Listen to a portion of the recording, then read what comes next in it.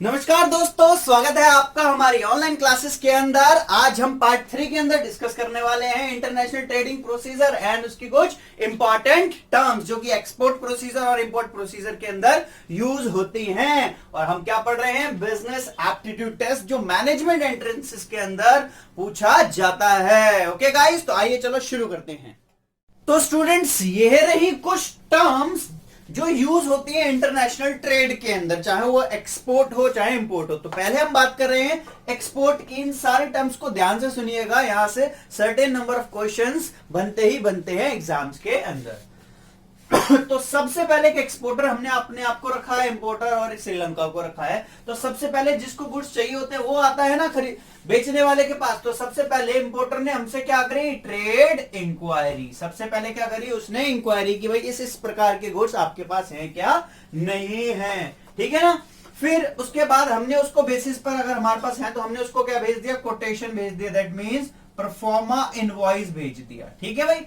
पहले इंक्वायरी फिर proforma invoice. तो जैसे हमने परफॉर्मा इनवॉइस भेजा, उसने उस सारी चीजों को देखा, देन उसके बेसिस पर उसने क्या दे दिया? हमको ऑर्डर दे दिया। तो ऑर्डर को हम एक और नाम से बोलते हैं क्या?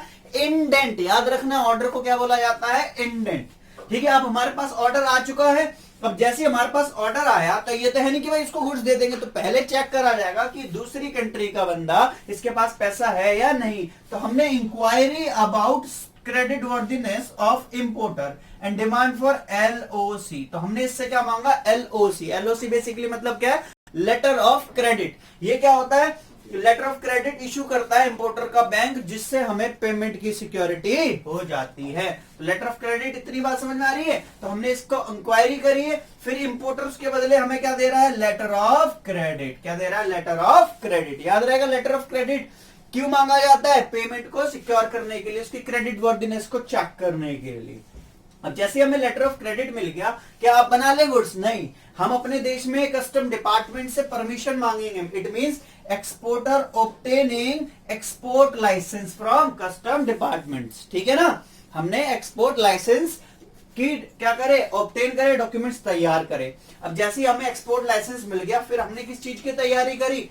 Pre shipment finance. भाई पैसा भी तो चाहिए होगा गुड्स बनाने के लिए। अब जैसे पैसा मिल गया, फिर हमने गुड्स को क्या करा? या तो हम प्रोडक्शन खुद करेंगे या फिर किसी से प्राप्त कर लेंगे, ठीक है ना। ये किसका काम है? एक्सपोर्टर का खुद का। अब जैसे ही मैंने प्रोडक्शन या प्रोक्योरमेंट कर लिया, उसके बाद मैं उनकी क्या करवाऊंगा? Pre shipment inspection. Pre shipment का मतलब क्या है? शिप्ड होने से पहले, भेजने से पहले।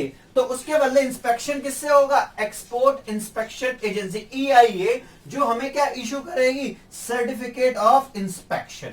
तो सर्टिफिकेट ऑफ इंस्पेक्शन समझ में आ गया कौन इशू कर रहा है, ठीक है। अब जैसे इंस्पेक्शन का सर्टिफिकेट मिल गया हमको, अब हम क्या पहुंचे? Excise clearance. Excise duty is basically लेवाई on manufacturing. किसके ऊपर लगती है? मैन्युफैक्चरिंग ऑफ गुड्स, ठीक है। तो भाई एक्साइज क्लियरेंस करवाना पड़ेगा फ्रॉम द एक्साइज कमिश्नर, ठीक है ना। तो एक्साइज क्लियरेंस पे excise duty with N invoice. एक इनवॉइस के साथ हम एक्साइज ड्यूटी मतलब एक टैक्स पे कर रहे हैं, किसके ऊपर? मैन्युफैक्चरिंग ऑफ गुड्स के ऊपर, ठीक है ना। किसको? एक्साइज कमिश्नर को।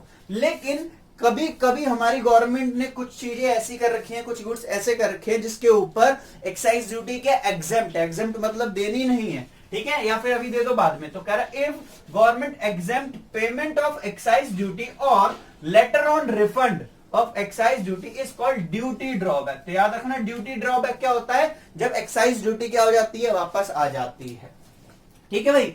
एक्साइज ड्यूटी भी क्लियर करवा ली। अब इंपोर्टर कह रहा कि तुमने तो भाई एलओसी मांग लिया था हमसे, अब हमको क्या चाहिए? COO चाहिए। किस लिए? कि हमारे देश के अंदर कुछ टैरिफ कंसेशन मिल रहे हैं, हमें बेनिफिट मिलेगा। लेकिन वो क्या मांग रहे हैं? प्रूफ मांग रहे हैं कि इस कंट्री के ओरिजिन से माल आया भी है या नहीं। तो भाई अब इंपोर्टर ने मांगा है क्या? Certificate of origin. क्या मांगा है? Certificate of origin, COO। तो हमने उसको क्या कर दिया? भेज दिया कि हाँ भाई यहाँ इस ओरिजिन से गुड्स बने हैं, ठीक है।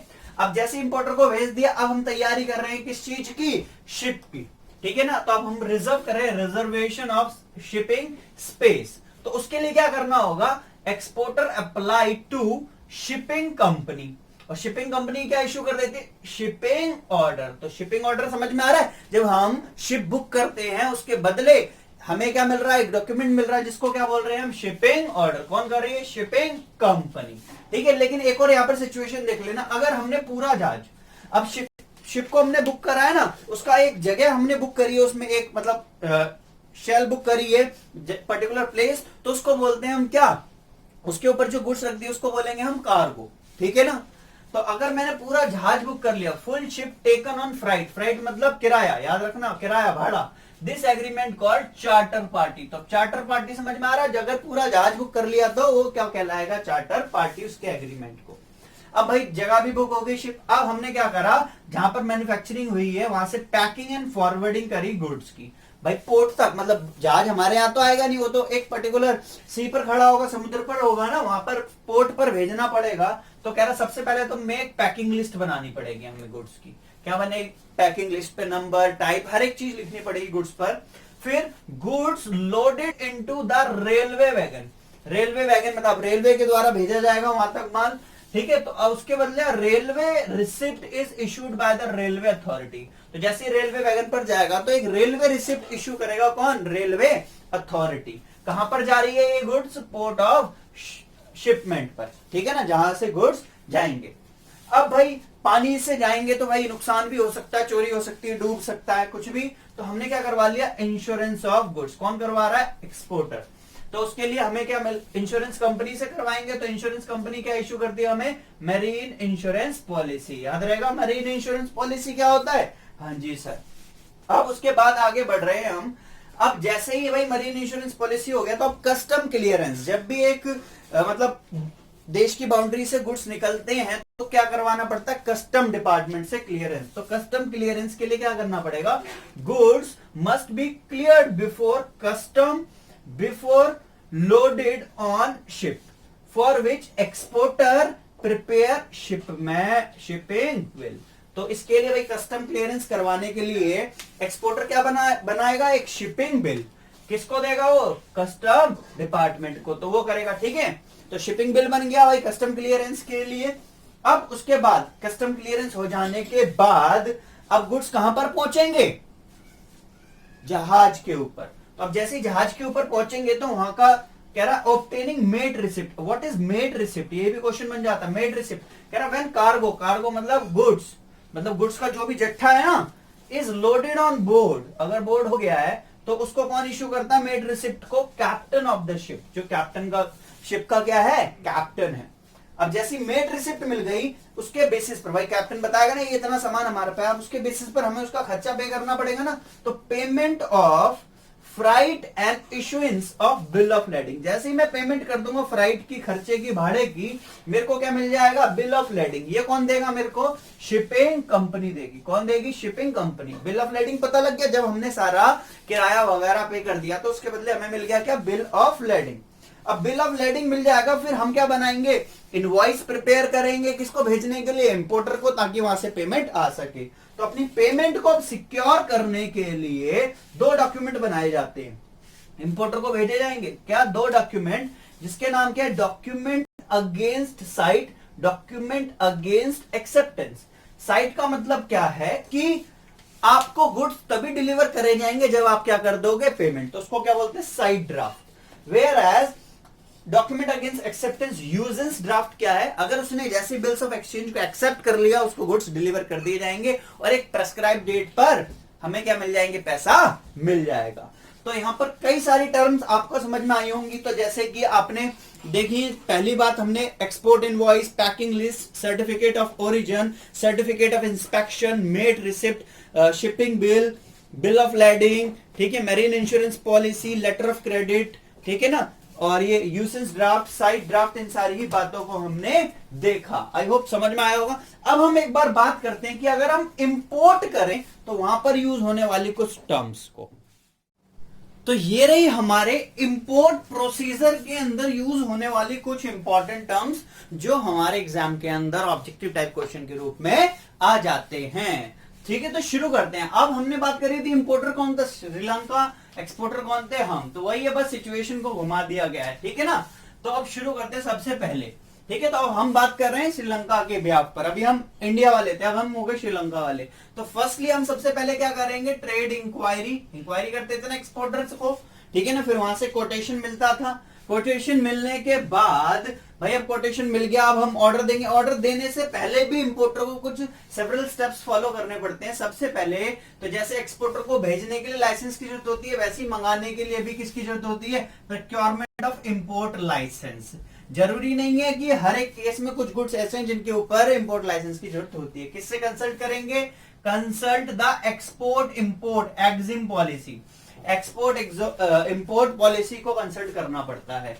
ठीक है, तो सबसे पहले ट्रेड इंक्वायरी आपको समझ में आ चुका है, इंपोर्ट लाइसेंस के बारे में भी पता लग गया। अब ऑब्टेनिंग फॉरेन एक्सचेंज, अब किसी भी कंट्री से अगर माल मंगा रहे हैं तो उसको हम अपने पैसा तो देंगे नहीं, उसकी कंट्री की जो करेंसी है वो देनी पड़ेगी। तो कह रहा है ऑब्टेन करना पड़ता है फॉरेन एक्सचेंज, तो कह रहा है करेंसी ऑफ एक्सपोर्टिंग कंट्री। तो वो किससे डिस्कस करना पड़ता है हमें, एक्सचेंज कंट्रोल डिपार्टमेंट। किससे, exchange control department. Foreign exchange की भी जब हो गई सारी बात, फिर हम क्या प्लेस करते हैं, ऑर्डर प्लेस करते हैं, जिसको हम क्या बोलते हैं, इंडेंट। याद हो गया ना, इंडेंट क्या है, ऑर्डर। ठीक है ना। उसके बाद एक्सपोर्टर ने हमारी क्रेडिट वर्दीनेस के लिए क्या मांगा था, एलओसी, तो हम उसको क्या भेजते हैं, letter of credit to exporter. Letter of credit क्या है, बैंक है जो आपको क्या कर रहा है, बता रहा है कि हाँ भाई एक्सपोर्ट को दे दो, वो हमारी बात को मान लेगा कि हमने इतनी पेमेंट की गारंटी कर दी है। उसके बाद क्या होगा, एक्सपोर्टर क्या करेगा, exporter dispatches the shipment advice. क्या, शिपमेंट एडवाइस पढ़ा था ना हमने, एक्सपोर्टर भेजेगा हमको क्या, शिपमेंट एडवाइस। अब जैसी शिपमेंट एडवाइस आ जाएगी, उसके बाद क्या आएगा हमारे पास, एक्सपोर्टर हमको दोबारा से क्या, hand over the various import document. क्योंकि जब हम उन गुड्स को अपने यहां पर लेना जाएंगे तो कुछ नेसेसरी डॉक्यूमेंट्स की जरूरत पड़ेगी उस पर्टिकुलर पोर्ट के ऊपर। तो वो क्या इंपोर्ट डॉक्यूमेंट्स हो सकते हैं, invoice, bill of landing, packing list, marine insurance policy, certificate of origin, bills of exchange, इसमें साइड ड्राफ्ट और यूजेस ड्राफ्ट की बात करी गई थी। यहां तक बात समझ में आ रही है।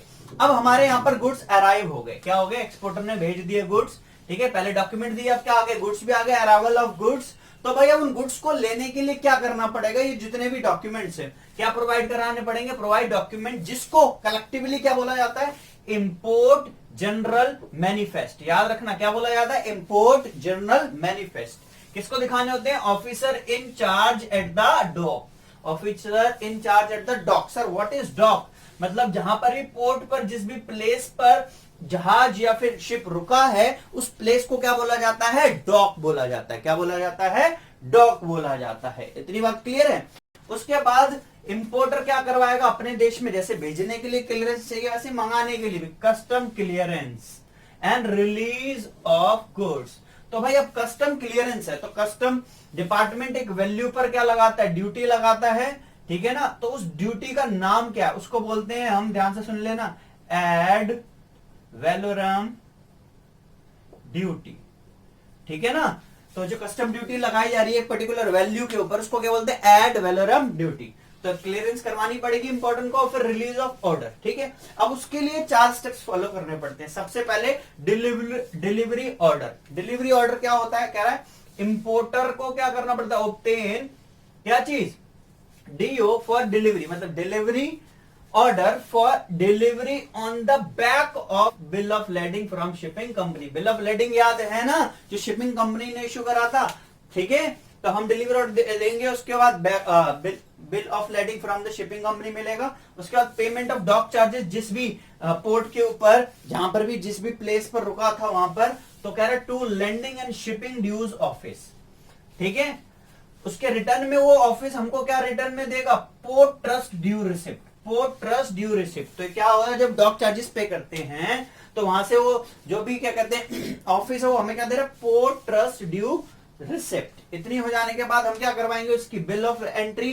बिल ऑफ एंट्री बेसिकली क्या है, bill of entry is supplied by the custom office to the importer. ठीक है, क्या है, custom office to the importer. And the last one फिर क्या होगा, रिलीज ऑर्डर। रिलीज भी इतनी जल्दी नहीं होगा, कब होगा, after payment of import duty, bill of entry presented to dock officer, then port authority issue release order, तब हमारे पास गुड्स आएंगे। तो ये सारी बातें समझ में आ रही है, release order, bill of entry, dock charges, delivery order, ad valorem. ठीक है, अराइवल ऑफ गुड्स के लिए इंपोर्ट जनरल मैनिफेस्ट, ठीक है, shipment advice, import document, LOC, ये सारे ही क्या है, छोटी छोटी बातें हैं जो एग्जाम्स के अंदर पूछ ली जाती हैं। आई होप कि इतनी बात आपको बहुत अच्छे से समझ में आ गई हो। प्लीज वीडियो को बड़े ध्यान से सुनिएगा जब भी आप इस वीडियो को देख रहे हो, ठीक है। इन द लास्ट 4 बातें मैं आपको और बताने वाला हूं, देन इस वीडियो को हम वाइंड अप करते हैं। तो ये रही वो 4 बातें। उसके साथ साथ एक फॉरेन इन्वेस्टमेंट का पॉइंट और मैंने रखा है आपके सामने। तो भाई ये सारी ही बातें किससे रिलेटेड हैं, एक बिजनेस ऑर्गेनाइजेशन में यूज होने वाली, ठीक है। तो पहले हम बात कर लेते हैं फॉरेन इन्वेस्टमेंट, ठीक है। तो फॉरेन इन्वेस्टमेंट 2 टाइप की होती है, एक डायरेक्ट इन्वेस्टमेंट और एक पोर्टफोलियो इन्वेस्टमेंट। पोर्टफोलियो, अगर डायरेक्ट इन्वेस्टमेंट है तो उसका बेसिकली मतलब है investment in property, plant and machinery, land and building in foreign country. तो कह रहे हैं investment in property such as plant and machinery in foreign companies. Whereas portfolio invest का मतलब होता है कि हम किसी फॉरेन कंपनी के अंदर उसके कंपनी के शेयर्स एक्वायर कर रहे हैं, इस प्रकार से। तो इन्वेस्टमेंट बाय एक्वायरिंग शेयर्स और providing loan to a foreign company, ठीक है। इतनी बात। उसके साथ साथ जब हम ट्रेड करते हैं तो ये 4 बातें और इंपॉर्टेंट है। सबसे पहला कैश ऑन डिलीवरी, COD का मतलब क्या होता है कि भैया जब हमारे पास डिलीवर हो जाएगा गुड्स, देन हम उसको कैश देके वहां पर बात को खत्म कर देंगे by the buyer and seller. दूसरा फ्री ऑन बोर्ड या फिर फ्री ऑन रेल, किसी कार्ट पर, ट्रक वगैरह के द्वारा या फिर रेलवे के द्वारा अगर क्या आते हैं, गुड्स आते हैं। तो भाई इसके अंदर बेसिकली होता क्या है, इसके अंदर एक कॉन्ट्रैक्ट होता है between the buyer and the seller, जिसके अंदर क्या कह रहा है कि इसके अंदर जितने भी एक्सपेंसेस हैं up to the point of delivery to a courier, कौन बॉर्न करेगा, बाय द सेलर। मतलब CI, फ्री ऑन बोर्ड और फ्री ऑन रेल का मतलब क्या है कि भैया अब गुड्स तो हमने खरीद ली है, अब उसका कोई एक्स्ट्रा पैसा नहीं देना, हम सब कुछ पे कर चुके हैं, सारा का सारा कौन पे करेगा, सेलर पे करेगा, हमने उसको दे दिया, सारी बातें खत्म होगी। उसके बाद cost, insurance and freight, CIF। इसका मतलब है कि जो भी हमने गुड्स खरीदे हैं उसकी कॉस्ट के साथ साथ उसका इंश्योरेंस एंड फ्राइट भी इंक्लूड है, जो हमने उसको प्राइस पे किया है, कि सिर्फ उसके गुड्स का प्राइस नहीं है, जो भी up to the point of the delivery या फिर जितने भी चार्जेस है वो सारे इसके अंदर क्या है, इंक्लूड है। द लास्ट वन जिसका नाम हमारा क्या है, error and omission accepted, E&OE। इसका हिंदी में मतलब होता है भूल चूक लेनी देनी। इसके अंदर क्या है कि समटाइम्स क्या होता है कि भाई सेलर ने कुछ मिस्टेक्स कर दी, ठीक है, या फिर कुछ भूल गया, ठीक है ना। तो बेसिकली उसके साथ साथ बिल में क्या लिखा होता है, एरर एंड ओमिशन। इसका मतलब क्या है कि जो भी हमारी लीगल लाइबिलिटी है उसको क्या करना, कम करना, या फिर इनकम्प्लीट या फिर इनकरेक्ट इंफॉर्मेशन जो सप्लाई हो गई है डॉक्यूमेंट के अंदर, उससे बचने के लिए क्या लिखा होता है, एरर एंड ओमिशन, भूल चूक लेनी देनी, यानी कि उसके बेसिस पर केस हो जाएगा। तो इतनी बात समझ में आ रही। Cash on delivery, free on board और फ्री ऑन रेल का मतलब क्या है कि सारा का सारा खर्चा कौन पे करेगा, सेलर पे करेगा। कौन पे करेगा, सेलर। CIF का मतलब क्या है, जो हमने गुड्स खरीदे हैं उसके अंदर उसकी कॉस्ट के साथ साथ उसका इंश्योरेंस एंड फ्राइट मतलब उसका भाड़ा भी इंक्लूड है, और ये भूल चूक लेनी देनी भी है। ये पूरा मैंने आपको बिजनेस ऑर्गेनाइजेशन समझाया है फ्रॉम 0 टू एंड लेवल, ठीक है। इन सारी बातों को आपको ध्यान से रखना माइंड में, और फिर ऑब्जेक्टिव टाइप क्वेश्चंस को ट्राई करना है। क्लियर है इतनी बात, ठीक है। अब हम अगले वीडियो में मिलेंगे किसके साथ, बिजनेस मैनेजमेंट के साथ, जिसके अंदर हम कई बातों को डिस्कस करेंगे। अभी के लिए इतना ही, मिलते हैं आपसे अगले वीडियो के अंदर। टिल देन जय हिंद, बाय बाय।